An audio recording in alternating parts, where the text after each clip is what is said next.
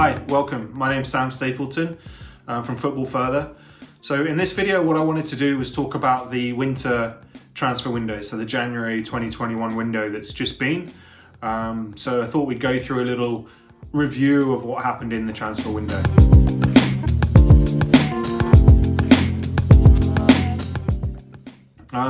Going into the transfer window, obviously we've had the effect of COVID, the pandemic, effect on the windows. So this has had a real effect on the club's finances, and this has then had a knock-on effect as to what players they looked for or what players they tried to bring in.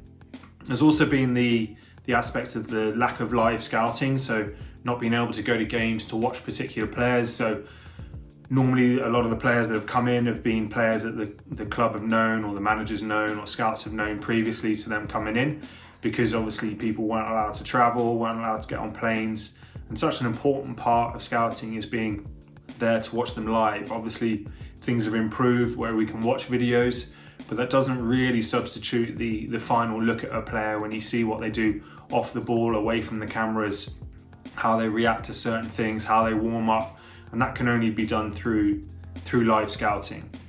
Obviously the effect of Brexit on the window as well, so visa, work permit changes, and the new point system that's come in, and not allowed under 18. So it was a really difficult window for that as well. A lot of clubs feeling their way with regards to the permit calculator, and just trying to find the doors that have closed have meant that others have opened. So trying to establish and feel their way through those changes in the window.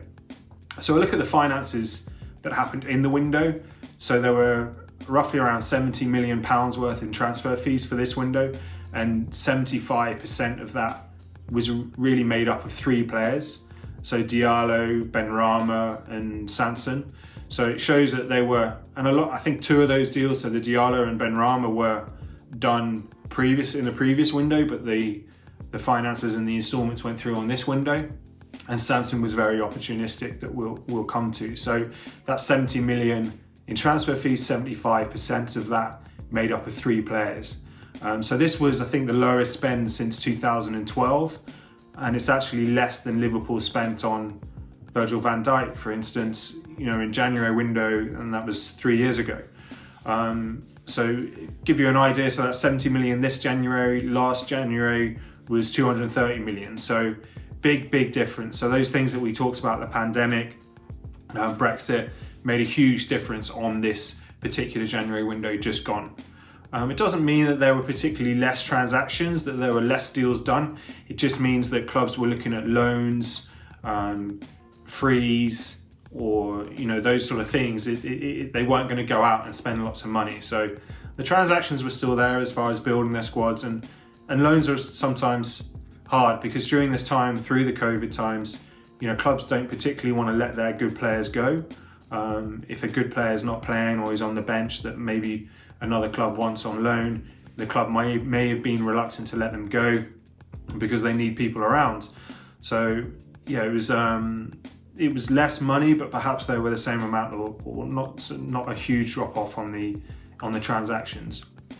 45 million spent on non-English clubs. So previously an average of 145 million. So that's a huge drop. So 145 down to 45 transfer fees spent on players from abroad. Obviously that's a big play on what's happened in Brexit. So what I wanted to have a look at was what was done in the Premier League. So I'm going to look at a few clubs and what they've done.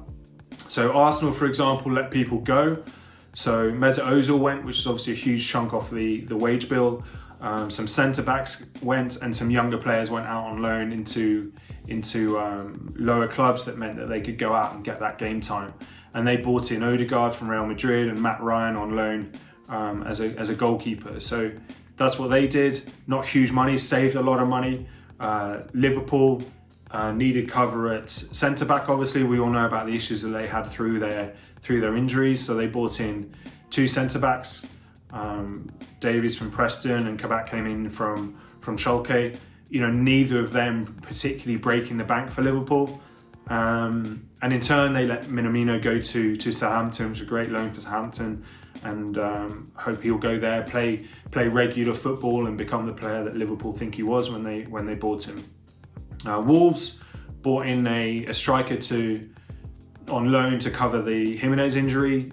He's looking like he's coming back now, which is great to see. They bought in William Jose from Real Sociedad, so that was again a necessity. They needed someone to come in and fill that spot, which they've managed to do.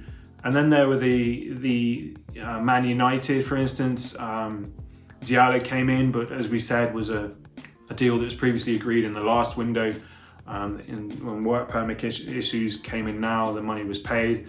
And they let some youngsters go out on loan again to go and get that first team experience, which is really valuable for the young players to then kick on. We talked about the opportunistic deals that could happen because of certain circumstances. Sanson from Marseille came into West Ham for 14 million.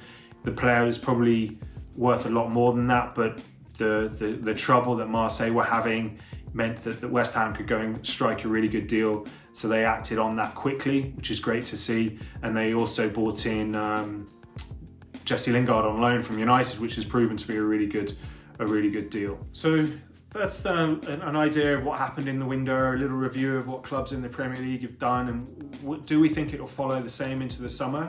But we don't know what's happening with COVID. We don't know how things are going to improve. Obviously, we've got the vaccine. There's talk about perhaps being in the stands for the last day of the season, if that'll happen. But it looks as though we're on course for next season to have everyone back in, have all the fans back in, which would be fantastic. But it will also mean that the clubs look at it, that finances will be back on track. The TV money will be back on track, and everything hopefully will be back to normal. So last season, I think through the whole season was close to 950 million.